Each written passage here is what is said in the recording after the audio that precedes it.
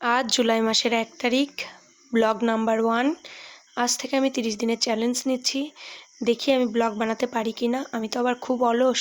নমস্কার, আমি প্রতিমা রূপসারু ফ্যামিলি ব্লগে আপনাদের সবাইকে সুস্বাগতম। সকাল সকাল ঘুম থেকে উঠে পড়লাম আর সংসারে কী কী কাজ করি চলুন দেখতে থাকুন। আমার শাশুড়ি বলে আমার সংসারে নাকি কোনো কাজ নেই, আমি নাকি কোনো কাজ করি না, সব কাজের লোকে করে দিয়ে যায়। তাহলে এগুলো কে করে? আপনারা দেখতেই থাকুন আর বিচার করুন। আমি ঘর ঝাড়-ঝুড় দিয়ে বিছানা কাঁথা পরিষ্কার করে নিলাম। পরিষ্কার করে নিয়ে এবার রান্নাঘরে ঢুকে পড়ব রান্নাঘরের কাজবাজ করার জন্য। ঘরের কাজ মোটামুটি কমপ্লিট, জামা কাপড় গোছানো, বিছানা কাঁথা গোছানো।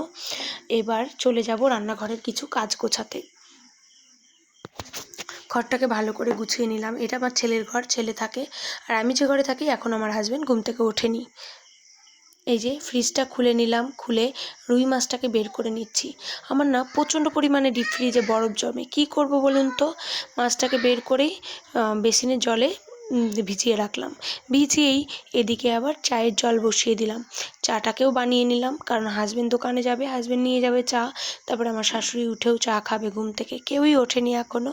সকাল সকাল আমি চা এরকম বানিয়ে ফ্লাক্সে ভরে রাখি। সুন্দর না?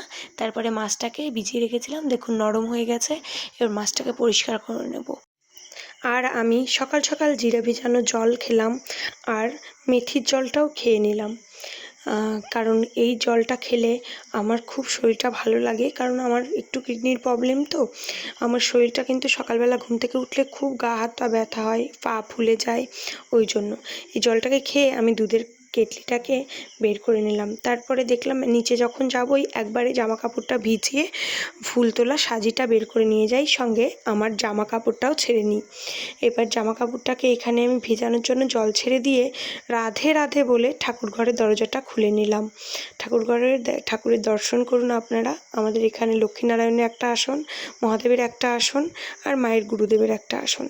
এখানে আমি সার্ফ দিয়ে জামা কাপড়টাকে ভিজিয়ে চলে যাব দোকানে ডিম আনতে আর ফুলটা তুলে আনতে। দোকানে থেকে ডিম নিয়ে এসে আমি ফুলগুলো তুলে নিলাম। আমাদের বাড়িতে অনেক রকমের জবা গাছ আছে, লাল, গোল্ডেন জবা, এগুলো তুলে নিলাম। 3-4 রকমের টগর ফুল আছে। ফুলগুলো তুলে নিয়ে আমি সবজিগুলোকে কেটে নিলাম, কারণ রান্না করতে হবে।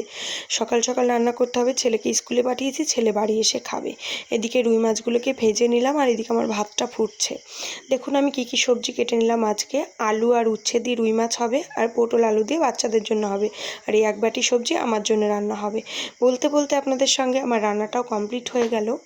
তারপর এখানে আমি রুটিও বানিয়ে নিলাম আমার সবজির সঙ্গে খাওয়ার জন্য, আর বসে পড়লাম আমার খেতে। এটা ছেলের খাবার নিয়ে বসলাম ছেলেকে খাওয়ানোর জন্য।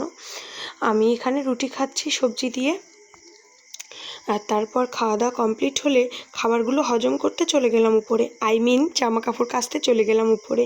তারপর স্নান করে পুজো দিয়ে নিলাম।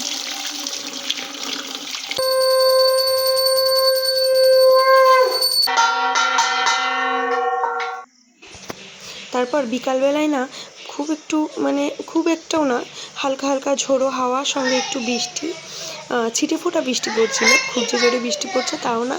আপনাদের সঙ্গে ভাবলাম একটুখানি ওয়েদারটা দেখাই। জোরে বৃষ্টি পড়লে তো আপনারা দেখতেই পারতেন। সুন্দর না? টাটা।